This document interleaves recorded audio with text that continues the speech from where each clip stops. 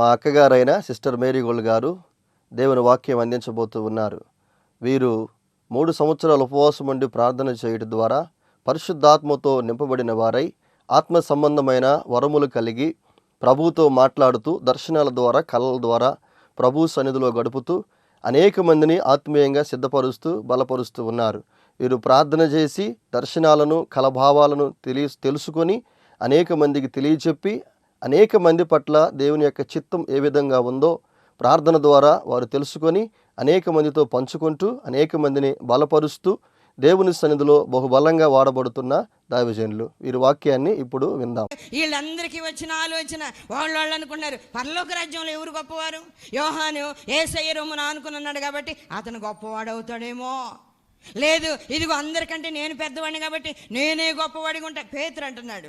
రకరకాలుగా వాళ్ళల్లో భేదాలు వచ్చినప్పుడు ప్రభు అంటున్నాడు, ఓ చిన్న బిడ్డను నా దగ్గరికి తీసుకొని రండి, చిన్న బిడ్డను నా దగ్గరికి తీసుకొని రండి. ఆ చిన్న బిడ్డను పట్టుకొని ఆయన అంటున్నాడు, కాగా ఈ బిడ్డ వలె తన్ను తాను తగ్గించుకుని వాడేవాడు వాడే పరలోక రాజ్యంలో గొప్పవాడు. పరలోక రాజ్యంలో గొప్పవాడుగా ఉండాలని ఆశ వాళ్ళకి వచ్చింది తెలుసా. ముందు పరలోక రాజ్యాన్ని చూశారు, ఆ తర్వాత పరలోక రాజ్యంలో ప్రవేశించడానికి తగిన నీటి బాప్తిసము ఆత్మ బాప్తిసమం పొందుకున్నారు. నీటి మూలముగా ఆత్మ మూలముగా జన్మించిన వారుగా ఉన్న తర్వాత ఆ విధంగా జన్మించిన తర్వాత భూ సంబంధమైన ఆశలు వాళ్ళకి లేవు. భూమి మీద గొప్పవారుగా ఎలా ఉండాలి, భూమి మీద ఆఫీసర్గా ఎలా ఉండాలి, భూమి మీద పెత్తందారిగా ఎలా ఉండాలి అనేది లేదు. ఇప్పుడు ఎంత పైన ఉన్న వాటి మీదనే పరలోక రాజ్యంలో ఎవడు గొప్పవాడు, పరలోక రాజ్యంలో ఎవడు గొప్పవాడనే ఆలోచన వచ్చినప్పుడు ప్రభు వాళ్ళని సరిచేశాడు, వాళ్ళందరినీ సరిచేశాడు. దేవుని సన్నిధిలో మనము ప్రతి విషయాన్ని వాక్యాన్ని చదివినప్పుడు ధ్యానించినప్పుడు ఆ విధంగా మనము అలా నడవడానికి నేర్చుకోవాలి, అలా నడవడానికి నేర్చుకోవాలి. పరలోక రాజ్యంలో ఎవడు గొప్పవాడనే ఆలోచన కలగగానే దేవుడు ఆ ఆలోచన ఎలా ఉండాలి, ఆ ఆలోచన ఎలా ఉండాలి అనేది ఆయన నేర్పించాడు. ఆ ఆలోచన ఎలా ఉండాలి అనేది నేర్పించాడు. దేవుని సన్నిధిలో ఆత్మానుసారంగా ఎదిగే ప్రతి ఒక్కళ్ళకి పరలోక రాజ్యంలో ఉన్నతమైన స్థితిలో ఉండాలని ఆశ కలగాలి తెలుసా. ఆ ఆశ లేనివాడు అసలు దానికోసం పాకులాడ్డు. పరలోకం చేరితే చాలే, ఒక మూలన ఉంటే చాలే, ఈ బాధ్యతలని నాకెందుకులే, నేను మొయ్యలేనులే, ఇంత కష్టం నేను అనుభవించలేనులే అంటే అట్టనే ఉంటావు నువ్వు. శ్రమైనా బాధైనా వేదనైనా కష్టమైన దాన్ని అనుభవించినప్పుడే, ఆయన నీకు నిర్ణయించినది నీవు అనుభవించినప్పుడు మాత్రమే అలాంటి ఆశ తీర్చుకోవడానికి వీలవుతుంది. ప్రభు వాళ్ళకి ఏమైనా తక్కువ చేశాడా? శిష్యులకి ఏం తక్కువ చేయలే. వాళ్ళు ఇప్పుడు అడిగారు కదా, ఆయన ఆలోచిస్తూ ఉన్నాడు. అవును కదా, నాతో నా శ్రమలో ఉన్నవాళ్ళు, నా వేదనలో ఆ వేదన అనుభవించిన వాళ్ళు, నేను ఉపవాసం ఉన్నప్పుడు, నేను భయంకరమైన శ్రమలో బాధలో అవమానాలు పొందుతున్నప్పుడు నాతో ఉన్నవాళ్ళు కదా. వీళ్ళని ఎలా వదిలిపెట్టేది నేను? వీళ్ళని ఎలా వదలగలను? వీళ్ళకి ఏదో ఒక విధంగా సహాయం చేయాలి కదా. మాకు ఆలోచన కూడా అలానే ఉంటుంది. ఎవరైనా కానుకిచ్చారంటే, ఎవరైనా ప్రేమగా అభిమానంగా ఇదిగో మేము ఆత్మీయంగా ఇలా ఎదుగుతున్నాము అన్నారు అంటే వీళ్ళ కోసం ఏం చేయాలి, వీళ్ళ కోసం ఏం చేయాలి? ఇదిగో ఇది తీసుకున్నాం కదా, ఇదిగో ఈ కానుకిచ్చారు కదా, ఈ కానుకైతే ఇప్పుడు వాడబడుతూ ఉంది, వాడేస్తూ ఉన్నాం, కానీ వీళ్ళ ఆత్మ గురించి ఏం తీసుకోవాలి తెలుసా. ఆత్మ సంబంధులకి ఇలాంటి ఆలోచనలు వస్తాయి. ఏదో ఇస్తున్నారు, కానుకలు ఇస్తున్నారు, వినియోగించుకుందాం, వాళ్ళ సంగతి వాళ్ళకే చూసుకునేటట్టుగా వాళ్ళని వదిలేద్దాం అనేది కాదు. ప్రతి దానికి ఆలోచన వస్తుంది. యేసయ్య కూడా అలానే ఆలోచిస్తూ ఉన్నాడు. ఆ తరువాత పరలోక రాజ్యంలో సీట్ల కోసం వచ్చిందంట ఆలోచన. పరలోక రాజ్యంలో సీట్లు వాక్య భాగంలో మనం చూస్తూ ఉంటే మత్తయి సువార్త 20వ అధ్యాయము 20వ వచనంలో మనం చూస్తే, అప్పుడు జబదయి కుమారుల తల్లి తన కుమారులతో ఆయన యొద్దకు వచ్చి నమస్కారం చేసి ఒక మనవి చేయబోగా, నీవేమి కోరుచున్నావని ఆయన అడిగాను. అందుకమే, నీ రాజ్యమందు ఈ నా 2 కుమారులలో ఒకడు నీ కుడి వైపునను ఒకడు నీ ఎడమ వైపునను కూర్చుండ సెలవిమ్మని ఆయనతో అనేను. చూడండి, ఆ తర్వాత సీట్ల గురించి, నీ కుడి పక్కన నీ ఎడం పక్కన కావాలి, నీ కుడి పక్కన నీ ఎడం పక్క కూర్చునే ఆ అవకాశము మా పిల్లలిద్దరికి ఇవ్వు. ఎందుకంటే ఆయన ఆల్రెడీ యోహాను యేసయ్య రొమ్మున ఆనుకొని చాలా ప్రేమించే శిష్యుడు. యేసయ్య రొమ్మున ఆనుకుని ఉండేవాడు. ఏ విషయము ప్రభు మాట్లాడాలన్నా ముందు యోహానికి చెప్పేవాడు. ఎందుకంటే ఆ గుండెల మీద ఆనుకొని ఏంది ప్రభు అనగానే వాళ్ళిద్దరు గుసగుసలాడుకుంటూ ఉండేవాళ్ళు. యోహాను ఇది సంగతని ఇలాంటి అంత ప్రేమించేవాడు కాబట్టి యోహాను గురించి వాళ్ళ అమ్మ ఆ రిక్వెస్ట్ చేయడానికి వచ్చింది. రిక్వెస్ట్ చేస్తుంది, ఇదిగో నా పిల్లలు ఇద్దరు ఉన్నారు, వాళ్ళిద్దరిని నీ కుడి వైపున ఒకరిని నీ ఎడం వైపున ఒకరిని కూర్చోబెట్టుకోవా అనగానే ప్రభు అంటున్నాడు, ఆయన అంటున్న మాట చదువుదాం. అందుకు యేసు, మీరేమి అడుగుచున్నారో అది మీకు తెలియదు. నేను త్రాగబోవు గిన్నెలోనిది మీరు త్రాగుదురా అని అడగగా వారు త్రాగుదుమనిరి. ఆయన, మీరు నా గిన్నెలోనిది త్రాగుదురు కానీ నా కుడి వైపునను నా ఎడమ వైపునను కూర్చుండనిచ్చుట నా వశమున లేదు. నా తండ్రి చేత ఎవరికి సిద్ధపడి ఉండెనో వారికే అది దొరుకునని చెప్పాను. చూడండి, ఆత్మీయంగా ఉన్నతంగా కొనసాగడానికి చేతగాని వాళ్ళు కూడా ఎలాంటి కోరికలు కోరతారు. ప్రభువా, నీ రాజ్యంలో నీ ఒళ్ళో కూర్చోవాలి, నీ కుడి వైపున కూర్చోవాలి, నీ ఎడమ వైపున కూర్చోవాలి, నీ పాదాల దగ్గరే ఉండాలి, నేను ఇలా గొప్పవాణిగా నిన్ను స్తుతించే 24 పెద్దల్లో ఉండాలి. ఇలాంటి ఆశలు కలిగి ఉన్నప్పుడు, ఇలాంటి కోరికలు కలిగి ఉన్నప్పుడు ప్రభు అంటూ ఉన్నాడు, ఇదిగో నేను ఎలా శ్రమలు పడుతున్నాను, నేను ఎలా ఇబ్బందులు పడుతున్నాను, నేను ఎలా జయించాను, ఎలా జీవితాన్ని మీకు నేర్పిస్తూ ఉన్నాను, అలా మీరు ఉండగలరా అంటే వాళ్ళకి తెలిసిందంతా వాళ్ళు చేయగలరు. నిజంగా స్వస్థపరచగలరు, ప్రార్థన చేయగలరు, ఆజ్ఞాపించగలరు, ఏదైనా చేయగలరు. అందుకని వాళ్ళు ఏమంటున్నారు, మేము పొందగలము, నేను త్రాగుచున్నది మీరు త్రాగలరంటే త్రాగలం ప్రభువా. తెలుసా, ఆత్మ సంబంధంగా ఉన్నవాళ్ళు అలాంటి మాటలే మాట్లాడతారు. ప్రభు వచ్చి ఒకవేళ నిన్ను అడిగినా కూడా నువ్వు పొందగలను ప్రభువా, ఏ శ్రమ అయినా అనుభవించగలను, ఏ బాధ అయినా అనుభవించగలను, కానీ నీ కుడి వైపున కానీ నీ ఎడం వైపున కానీ కూర్చోబెట్టుకోవాలి. ఆమెకైనంత ధైర్యం ఏడు నుంచి వచ్చిందంటే ఆల్రెడీ శిష్యులైన ఆ ఇద్దరు యేసయ్య నిమిత్తంగా ప్రేమించేవాళ్ళు. యేసయ్య కూడా వాళ్ళని ప్రేమించేవాడు బాగా. యేసయ్యకి కూడా వాళ్ళ మీద ప్రేమ ఉంది, అందువలన ధైర్యంగా వచ్చింది. అంతేకాకుండా యేసయ్య తల్లి అయిన మరియకు బంధువు, ఆమె చెల్లి అవుతుంది, యేసయ్య చిన్నమ్మ అవుతుంది. అందువలన వచ్చి, అయ్యా ఇదిగో నా 2 పిల్లల్ని ఇప్పుడు ఎలా ప్రేమిస్తున్నావో, ఇప్పుడు ఎలా ఆ దగ్గరికి తీసుకున్నావో, అలాగే రేపు కూడా పరలోకంలో కూడా అట్లానే ఉండాలి, పరలోక రాజ్యంలో కూడా అలానే ఉండాలి అనగానే ప్రభు అంటున్నాడు, ఏం అడుగుతున్నారమ్మా మీరు? నువ్వు నా చుట్టానివైతే కావచ్చు, నా తల్లి చెల్లెలవైతే కావచ్చు, నేను అమితంగా యోహాన్ని ఆ యాకోబుని ప్రేమిస్తే ప్రేమించుండొచ్చు, వాళ్ళు నన్ను అమితంగా ప్రేమిస్తే ప్రేమించుండొచ్చు, నేను పడే భయంకరమైన ఆ శ్రమ పడగలరా? ప్రభు దేనికి వచ్చాడు భూమి మీదకి? శ్రమలు అనుభవించడానికి. ఆయన భయంకరమైన పాపములో శాపములో ఇరుక్కుపోయి ఉన్న లోకాన్ని బయటకు తీసుకుని వచ్చి ఆ పాపం నుండి శాపం నుండి విడిపించడానికి ఆయన ఈ లోకంలోనికి వస్తే అలాంటి పని, అలాంటి అనుభవము ఎవరు పొందగలరు? అలాంటి పని ఎవరు చేయగలరు? చేయలేరు. మాకు చేత కాదులే ప్రభు అంటారు అనుకొని ఆయన అన్నాడు, నేను తాగుచున్న గిన్నెలోనిది మీరు త్రాగగలరా? నేను త్రాగుచున్న గిన్నెలోనిది మీరు త్రాగగలరా? కొన్ని అనుభవాలు కొంతమందికి ఇవ్వడం మాత్రమే సాధ్యం అవుతుంది, తెలుసా? అందరికీ ఇవ్వడం సాధ్యం కాదు. అందరికీ ఈ అనుభవాలు ఇవ్వాలంటే కొన్ని అర్హతలు కావాలి. ఇంటర్వ్యూకి పిలిచినప్పుడు అడుగుతారు, ఈ పని చేయాలంటే నువ్వు ఇలా ఉండాలి, ఈ పనికి నువ్వు అర్హత పొందాలి అంటే, ఈ జాబ్లోనికి నువ్వు రావాలి అంటే ఇదిగో ఇలాంటి లక్షణాలు నువ్వు కలిగి ఉండాలి, ఇలాంటి అనుభవం నీకు ఉండాలి, లేకపోతే నువ్వు ఇది చేయలేవు అనగానే నేను త్రాగుచున్న గిన్నెలోనిది మీరు త్రాగలరంటే త్రాగలమన్నారు. తెలుసా, చాలామంది అనుభవంలో చూస్తుంటాను, చాలామంది వచ్చి అక్క నీలాగనే మేము ఉండాలి, నీలాగనే మేము ప్రార్థన చేయాలి, నీలాగనే ప్రయాసపడాలి, అసలు నీలాగే ఉండాలి, ప్రార్థన చేయమంటే చేస్తా, నాకేం బాధ లేదు.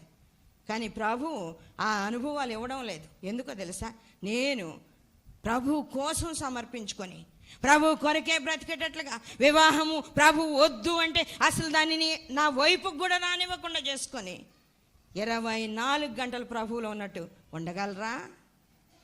ఉండడం సాధ్యమైతే ఓకే. ప్రభు కోరుకునేది ఏంటి? ఏ క్షణమైనా, ఏ నిమిషమైనా, ఏదైనా కూడా నువ్వు నన్ను విడిచి ఉండకూడదంటే ఆయనని హత్తుకొని ఉండాలి. కుటుంబాలు కలిగిన వాళ్ళకి ఎలా సాధ్యమవుతుంది? వ్యాపారాలు చేసే వాళ్ళకి ఎలా సాధ్యమవుతుంది? ఉద్యోగాలు చేసే వాళ్ళకి ఎలా సాధ్యమవుతుంది? భార్యలు కలిగిన వారికి, భర్తలు కలిగిన వారికి, పిల్లలు కలిగిన వారికి ఎలా సాధ్యమవుతుంది? ఆలోచించండి. సాధ్యం కాదు. ఏదైనా ప్రభువు ఈరోజు ఉపవాసం ఉండు, గదిలోకి వెళ్ళు, నువ్వే ప్రార్థన చేయి, బయటికి ఒక నిమిషం కానీ ఒక క్షణం కానీ కూడా అసలు బయటికి రావద్దంటే బయట పిల్లలు ఏడుస్తుంటే పరిగెత్తొస్తారు తెలుసా? ఎలా వీలవుతుంది?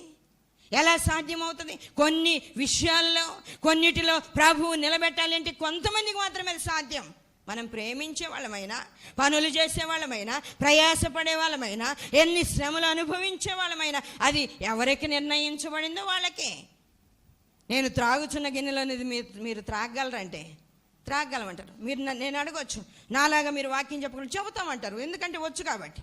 ఆల్రెడీ మీరు ప్రతి వారం వింటున్నారు, నేర్చుకుంటున్నారు, ఈ అనుభవంలో కొనసాగే వాళ్ళుగా ఉన్నారు, చెప్పగలరు. కానీ ఈ స్థాయిలో నిలబడి వాక్యం చెప్పిన తర్వాత శోధించడానికి వచ్చిన సాతాన్ని జయించగలరా అంటే జయించగలరా?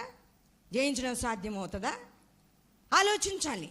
సరే, ఒకవేళ జయించగలిగిన ఇంకొక అనుభవంలోనికి వెళ్ళడానికి సాధ్యమవుతుందా?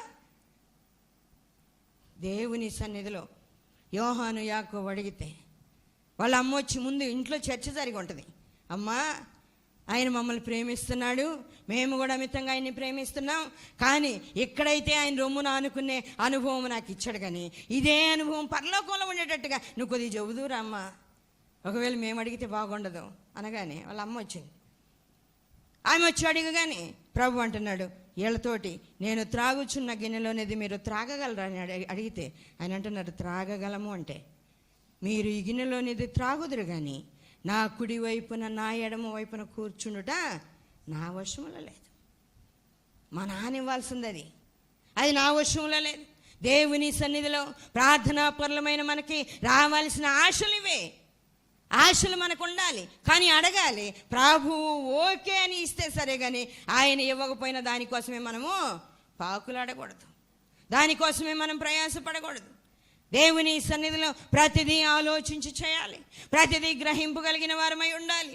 అంతేగాని మనము గుడ్డిగా ఒకదాని మీద ఆనుకొని ఇది కావాలి ప్రభు, ఇది కావాలి ప్రభు, ఇది కావాలి ప్రభు అంటే ఎలా ఇస్తాడు ఆయన? ఇవ్వడానికి నేను పొందుకోవడం, నువ్వు ఇవ్వడానికి, నువ్వు ఒకవేళ ఇచ్చిన నేను పొందుకోవడానికి అర్హత నాకు ఉందా అని అడగాలి. ప్రభు అలాంటి అనుభవాన్ని ఇక్కడ నేర్పించారు. వాక్య భాగంలో మనం చూస్తే 25వ వచనం, గనుక యేసు తన యొద్దకు వారిని పిలిచి, అన్యజనులలో అధికారులు వారి మీద ప్రభుత్వము చేయుదురనియు, వారిలో గొప్పవారు వారి మీద అధికారము చేయుదురనియు మీకు తెలియను. మీలో అలాగున ఉండకూడదు. మీలో ఎవడు గొప్పవాడై ఉండగోరునో వాడు మీ పరిచారకుడై ఉండవలెను. నిజంగా అసలు అలాంటి ఆశ పట్టడం మంచిదే, కానీ అది దేవుడు ఇస్తే ఇస్తాడు. మనం చేయాల్సిన పరిచర్య, మనం చేయాల్సిన పని ఇప్పుడు మనం చేసుకుంటూ వెళ్ళాలి. అలాంటి ఆలోచన మనం కలిగి ఉండాలి. ప్రభు సన్నిధిలో ఇదిగో ముందుగా మనం విన్నాం, పరలోక రాజ్యంలో ఎవడ గొప్పవాడు అనేది వాళ్ళకి ఆశ కలిగింది. ఆశ కలిగినప్పుడు ప్రభు అన్నాడు, చిన్న బిడ్డలాగుంటే పరలోక రాజ్యంలో మీరు గొప్పవాళ్ళు. ఆ తర్వాత ఇంకొక ఆశ ఇద్దరికి కలిగింది. వాళ్ళ విషయానికి కూడా ప్రభువు క్లారిటీ ఇచ్చాడు. ఇలా ఉంటే దీన్ని సంపాదించుకోగలరు, ఈ విధంగా ఉంటే దీన్ని స్వతంత్రించుకోవడం వీలవుతుంది, కానీ కొన్ని నా చేతులు లేవు, తండ్రి చేతులు ఉన్నాయి. అప్పుడు మీరు ఎవరిని మెప్పించాలి? నన్ను ఒక్కడిని మెప్పిస్తే సరిపోదు, తండ్రిని కూడా మెప్పించగలగాలి. తండ్రి సముఖంలో కూడా ఆయనను కూడా సంతోష పెట్టగలగాలి. దేవుని సన్నిధిలో మనం ఆలోచన చేయాలి. బాప్తిస్మిచ్చి యోహాను యేసయ్య గురించి, ఇదిగో లోక పాపములు మోసుకొని పోవు దేవుని గొర్రె పిల్లనగానే బాప్తిస్మిచ్చి యోహాను దగ్గర ఉన్న కొంతమంది శిష్యులు యేసయ్య ఇక్కడికి వచ్చారు తెలుసా? యేసయ్య దగ్గరకు వచ్చేసారు. ఇలాంటి మాటలన్నీ విన్న తర్వాత ఫిలిప్పు కూడా అడుగుతున్నాడు, ప్రభువా ఇదిగో దేవుని దగ్గర తండ్రి దగ్గరికి వెళ్తే ఆయన దగ్గర ఉన్న స్పెషల్ వేరుగా ఉంటుంది కదా, కాబట్టి ఆయన్ని మాకు చూపించు. యోహాన్ దగ్గరని బాప్తిస్మిచ్చి యోహాన్ దగ్గర నుంచి నీ దగ్గరికి ఎలా వచ్చామో, నీ దగ్గర నుంచి తండ్రి దగ్గరికి అలా వెళ్ళగలము అన్నట్టుగా చెప్తే ప్రభు అంటున్నాడు, నన్ను చూచిన వాడు తండ్రిని చూచినట్టే. నన్ను చూచిన వాడు తండ్రిని చూచినట్టు అన్నాడు. అలాగే ఈ యొక్క ఆశ ఆలోచన కలిగి వీళ్ళు వచ్చినప్పుడు ఎలా ఉండాలో, అది ఎంతవరకు దేవుడు ఇస్తాడో ఇవ్వడో, కొన్ని విషయాలు అడగొచ్చు అడగకూడదు అనేది ఆయన నేర్పించాడు. లూకాసు సువార్త 14వ అధ్యాయంలో యేసయ్యతో కూడా కలిసి భోజనం చేయడానికి కూర్చున్న ఒక వ్యక్తి, ప్రభువా నీతో భోజనం చేస్తున్నామే కానీ పరలోక రాజ్యంలో భోజనం చేస్తే ఎంత బాగుంటుంది. పరలోక రాజ్యంలో భోజనం చేయడం ప్రభువు దగ్గర అలాంటి ఆశ కలిగి ఈయన అడుగుతూ ఉన్నాడు. పరలోక రాజ్యంలో భోజనం చేయవాడు ఇంకా గొప్పోడు కదా. ఇప్పుడైతే నువ్వు దేవుడు అయ్యుండి మానవునిగా భూమి మీదకి వచ్చావు, నీతో కలిసి ఇప్పుడు భోజనం చేస్తున్నట్టుగా పరలోక రాజ్యంలో కూడా నీతో కలిసి భోజనం చేస్తే ఎంత బాగుండు అనగానే ప్రభు ఆ ఉపమానం చదువుతున్నాడు.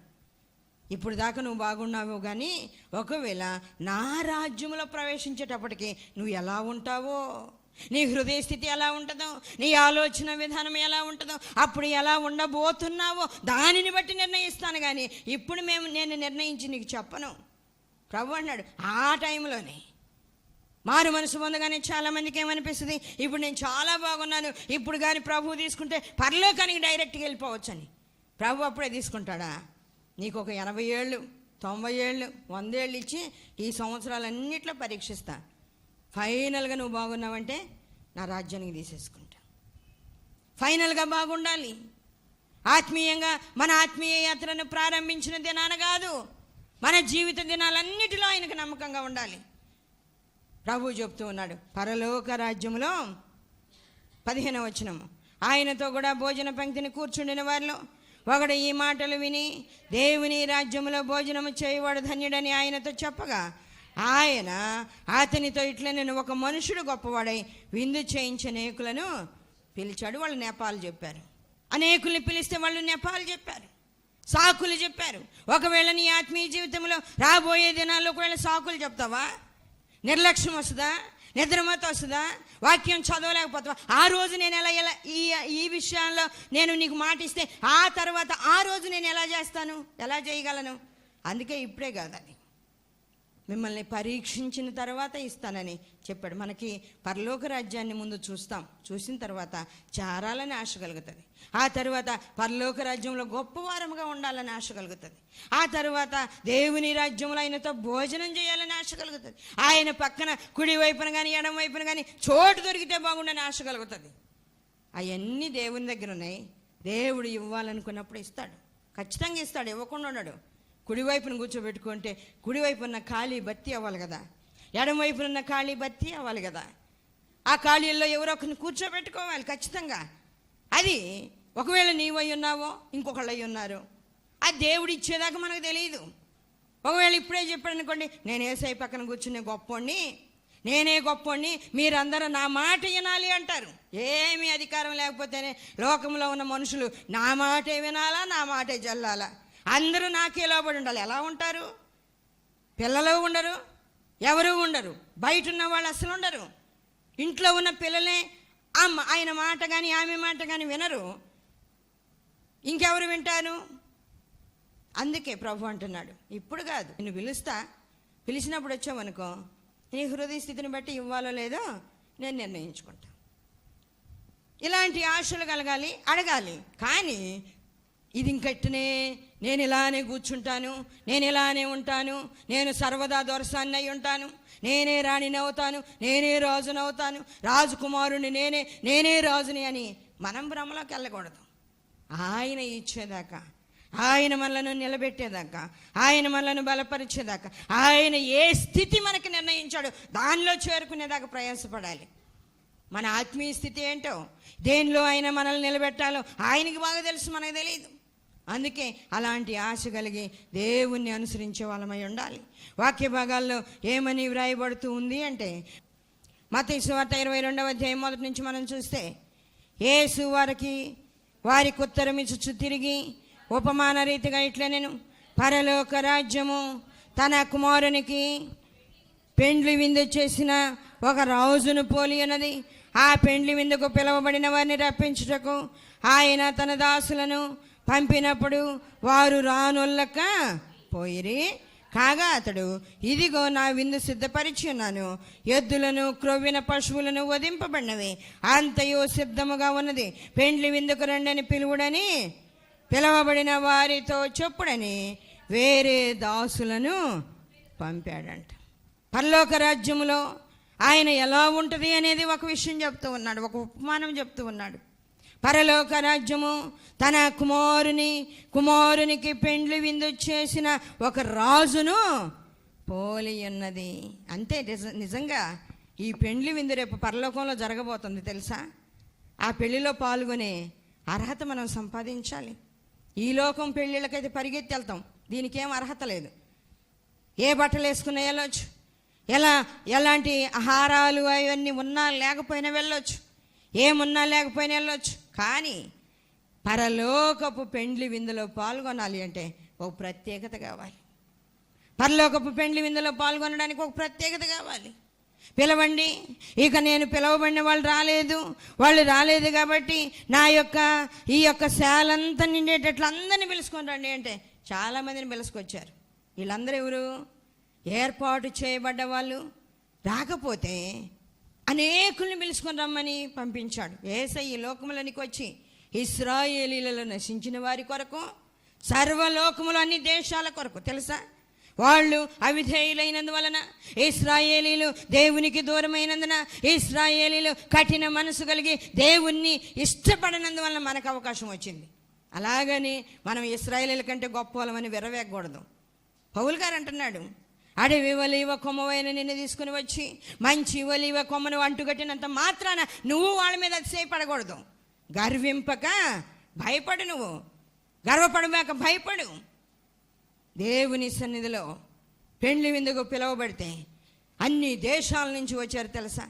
అన్ని దేశాల నుంచి వచ్చారు, అనేక ప్రాంతాల నుంచి యేసయ్య వాళ్ళని పిలుస్తూ ఉన్నాడు. వాక్య భాగాల్లో మనం చూస్తూ ఉంటే అందరూ రక్షించబడిన వారు, అన్ని దేశాలలో నుండి, ప్రపంచం అంతటిలో నుండి రక్షించబడిన వారు ఒక గుంపు దేవుని దగ్గరకు వచ్చి నిలబడింది. ప్రకటన గ్రంథం 7వ అధ్యాయం 9వ వచనం చూద్దాం.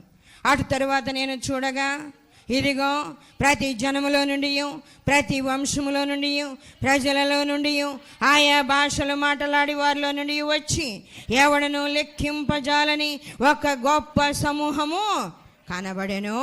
వారు తెల్లని వస్త్రములు ధరించుకున్న వారే ఖర్జూరపు మట్టలు చేత పట్టుకొని సింహాసనము ఎదుటను గొర్రెపిల్ల ఎదుటను నిలవబడి సింహాసనాసీనుడైన మా దేవునికి గొర్రె పిల్లకును మా రక్షణకై స్తోత్రమని మహాశబ్దంతో ఎలుగెత్తి చెప్పారంట. తెలుసా, మా రక్షణకై స్తోత్రం. మేము ఎన్నిక లేని వారము, బలహీనులము, ఏర్పాటు చేయబడిన గుంపులో ఉన్న వాళ్ళం కాదు, అయినా మమ్మల్ని పిలిచావు కదా, మాకిచ్చిన రక్షణ బట్టి నీకు స్తోత్రాలు అని దేవుణ్ణి కొనియాడుతూ ఉన్నారు. వాక్య భాగంలో మత్తయి సువార్తలో మనం చదువుతున్నాం. మత్తయి సువార్త 22వ అధ్యాయంలో వ్రాయబడిన మాటలు. ఆ పెండ్లి విందుకు పిలవడానికి అనేకుల దగ్గరికి పంపిస్తే వాళ్ళందరూ పెండ్లి విందుకు వచ్చేసారు. పెండ్లి విందుకు వచ్చి భోజనం చేస్తూ ఉంటే ఆయన వాళ్ళని పరీక్షించడానికి భోజనశాలలో తిరుగుతున్నాడంట. తెలుసా, ఆయన వాళ్ళని పరీక్షించడానికి భోజనశాలలో తిరుగుతూ ఉన్నాడు. వాక్య భాగంలో చూస్తూ ఉంటే 11వ వచనము, రాజు కూర్చున్న వారిని చూడ లోపలికి వచ్చి అక్కడ పెండ్లి వస్త్రము ధరించుకుని ఒకరిని చూచి, స్నేహితుడా, పెండ్లి వస్త్రము లేక ఇక్కడికి ఎలాగూ వచ్చితివని అడగగా వాడు మౌని అయి ఉండెను. అంతటి రాజు వీని కాళ్ళు చేతులు కట్టి వెలుపల చీకటిలోనికి త్రోసివేయడి, అక్కడ ఏడ్పును పండ్లు కొరుకుటయు ఉండును. దేవుని సన్నిధిలో మనం అన్ని విషయాలు ఆలోచన చేయాలి. ప్రభు పిలిచాడు కదా, ప్రభు రమ్మన్నాడు కదా, పరలోకములో గొప్పవాడిగా చేస్తానన్నాడు కదా, పరలోక రాజ్యంలో నాతో కూర్చోబెట్టుకుంటానన్నాడు కదా, ఇదిగో నా డైనింగ్ టేబుల్ దగ్గర నేను కూర్చున్నట్టు నేను ఏర్పాటు చేసుకున్న వాళ్ళు వీళ్ళు కూడా నా వాళ్ళు కాబట్టి నాతో కలిసి భోజనం చేస్తారని చెప్పాడు కదా. అన్నీ బాగున్నాయి కదా, వెళ్ళిపోదాం, ఎట్టుంటేనేమి అని ఆలోచన ఉండకూడదు. హృదయ శుద్ధి కావాలి, ప్రార్థనాత్మ కావాలి, వాక్య ధ్యానము కావాలి. హృదయంలో ప్రతి ఆలోచన పరీక్షించి మంచిదానినే కొనసాగించాలి. ఇలాంటివన్నీ చేయకపోతే పరలోక రాజ్యంలో పెండ్లి వస్త్రము లేనివాడుగానే ఉంటాడు. తెలుసా, పెండ్లి వస్త్రము లేనివాడుగానే. దేవుని సన్నిధిలో పెండ్లి వస్త్రం అంటే తెల్లని వస్త్రము ధరించాలి. తెల్లని వస్త్రం ధరించాలి. చాలామంది మారు మనసు పొందిన తర్వాత దేవుని రాజ్యంలో భోజనం చేయాలని ఆశ ఉంటుంది, కానీ ఆ విధంగా సిద్ధపడడం అనేది ఉండదు. చాలామంది కొనసాగిన తర్వాత వాళ్ళకు వచ్చే ఆలోచన ఏంటి, నా లాంటి భక్తి పరులు ఎవరూ లేరు కదా, నా లాంటి భక్తి కలిగిన వాళ్ళు లేరు, నేనే భక్తి గలవాడను, నేనే భక్తి గలదాను, నాకు కాక దేవుని రాజ్యం ఎవరికి వస్తుంది? దేవుని రాజ్యంలో భోజనం చేయడం అనేది నాకే తెలుసా? ఇలాంటి ఆలోచన ఉంటే ప్రభు అంటున్నాడు, ప్రకటన గ్రంథం 3వ అధ్యాయంలో 17 చదువుదాం. నీవు దౌర్భాగ్యుడవును, దిక్కుమాలిన వాడవను, దరిద్రుడవును, గురుడివాడవును, దిగంబరుడవునై ఉన్నావని ఎరుగక నేను ధనవంతుడను, ధనవృద్ధి చేసి ఉన్నాను, నాకేమీ కొదవలేదని చెప్పుకొనుచున్నావు. నీవు ధనవృద్ధి చేసుకొనినట్లు అగ్నిలో పుటము వేయబడిన బంగారమును, నీ దిశముల సిగ్గు కనబడకున్నట్లు ధరించుటకు తెల్లని వస్త్రమును, నీకు దృష్టి కలుగునట్లు నీ కన్నులకు కాటుకను నా యొద్ద కొనుమని నీకు బుద్ధి చెప్పుచున్నాను. ధరించుకున్నటకు తెల్లని వస్త్రము కావాలి. ఆ తెల్లని వస్త్రం లేదు ఆయన కాడ. పెళ్ళికైతే వచ్చాడు, పెళ్లి విందులో పాల్గొనడానికి వచ్చాడు. దేవుని ఆ నియమించిన ఆ యొక్క నిబంధనలో ఉన్న వస్త్రం ధరించలా తెలుసా? ప్రభు సన్నిధికి చర్చికి ఎవరైనా రావచ్చు, పరలోక రాజ్యంలో ఎలాంటి అవకాశం లేదు తెలుసా? ఎవరైనా వచ్చి కూర్చోవచ్చు, ఇక్కడ ఏం అబ్జెక్షన్ లేదు. పరలోక రాజ్యము మన మందిరం లాగానే వచ్చాడు కూర్చోవచ్చు అంటే కుదరదు. చేయండి, అందరూ ప్రార్థన చేయండి. అవును ప్రభువా, నన్ను క్షమించు, నన్ను దర్శించు, ఆత్మతో నన్ను నింపు. నువ్వు ఇచ్చిన ప్రేమతో నాకు ఇచ్చిన అనుభవాన్ని నేను నిర్లక్ష్యం చేశాను ప్రభువా, నన్ను క్షమించు. ఆ రోజు నేను నీ ఎదుట బాగున్నాను. ఇదిగో రోజులు గడిచే కొలది నా ప్రార్థన తగ్గిపోయింది, నేను బలహీనం అయిపోయాను, నాలో విసుగుదల వచ్చింది, నాలో నెమ్మది లేదు. ఇదిగో నాయన ప్రాచీన స్వభావం ఒక్కొక్కటిగా నా హృదయంలో చేరింది ప్రభువా. ఇలా ఉంటే మీరు చివరిగా పరీక్షిస్తే నేను నీ రాజ్యానికి చేరలేనయ్యా, నన్ను క్షమించు ప్రభు అని ప్రార్థన చేయండి. దయగలిగిన దేవా, సర్వాధికారి అయిన తండ్రి, మీకే వందనాలు, స్తుతులు, స్తోత్రాలు ప్రభువా. మీ బిడ్డలను మీరు ఎంతగానో ప్రేమించి నాయన మంచి అనుభవాలు మీరు ఇచ్చారు, మీకు స్తోత్రాలు. గొప్ప దేవుడవు, పరిశుద్ధుడవు, మహోన్నతుడవు, జీవాధిపతి అయిన దేవుడవు ప్రభువా, స్తోత్రాలయ్యా. నిజంగా మీ బిడ్డల గురించి మీరు ఆలోచించినట్లుగా ఎవరు ఆలోచించగలరు ప్రభువా? ఏ తల్లి కానీ ఏ తండ్రి కానీ భూమి మీద ఉన్న వాళ్ళ పిల్లల గురించి ఇంత మంచిగా ఆలోచన చేయలేరయ్యా. కానీ మీరు మా ప్రేమ కలిగిన తండ్రివి గనక మా గురించి ఆలోచన చేసావయ్యా, మీకు స్తోత్రాలు తండ్రి. ఇదిగో ప్రభు, ప్రతి బిడ్డకు జయ జీవితాన్ని దయచేయండి, ఆత్మతో నింపండి, శోధనల మీద జయం ఇవ్వండి నాయన. ఇదిగో నా తండ్రి ప్రభు, ఎలాంటి శ్రమలైనా శోధనలైనా మిమ్మల్ని విడిచిపెట్టి వెళ్ళిపోక ప్రభు, మీ కొరకు జీవించడానికి కృప దయచేయండి. మీ బిడ్డల చుట్టూ మీ అగ్ని కంచి వేయండి. ఈ వాక్యం వ్యర్థమైపోకుండా ప్రతి హృదయంలో పనిచేయడానికి కృప దయచేయండి. పరలోక రాజ్యము నిమిత్తము ప్రతి బిడ్డ ప్రయాసపడినట్లు కృప దయచేయండి అయ్యా. చివరి దినాల్లో ఉన్న భయంకరమైన ఈ దినాల్లో మీలో ఎలా నిలిచి ఉండాలో అట్టి కృపను, అట్టి అనుభవాన్ని ప్రతి బిడ్డకు మీరే దయచేయమని అడుగుతున్నాం. దురాత్మల చేత పీడించబడుతున్న వారికి విడుదల దయచేయండి, నెమ్మది లేని వారికి నెమ్మదినివ్వండి, ప్రార్థనాత్మ దయచేయండి. వాక్యం అర్థం కాక బాధపడే వాళ్ళకి వాక్యం అర్థం చేసుకోగలిగిన కృపనివ్వండి. సాతాను తంత్రాలన్నిటిపై సంపూర్ణ జయమిచ్చి మీ నామానికి అత్యధికమైన మహిమ తెచ్చుకోమని యేసయ్య అతి పరిశుద్ధ నామంలో అడుగుచున్నాము తండ్రి, ఆమేన్. మరిన్ని వివరముల కొరకు మమ్మలను సంప్రదించవలసిన చిరునామా Marigold Foundation, Holy Spirit Church, Vishwanathapuram, Podili, Prakasam జిల్లా, పిన్ కోడ్ 523240. మా ఫోన్ నెంబర్స్ 8500084841, మరి ఒక ఫోన్ నెంబర్ 8500084842.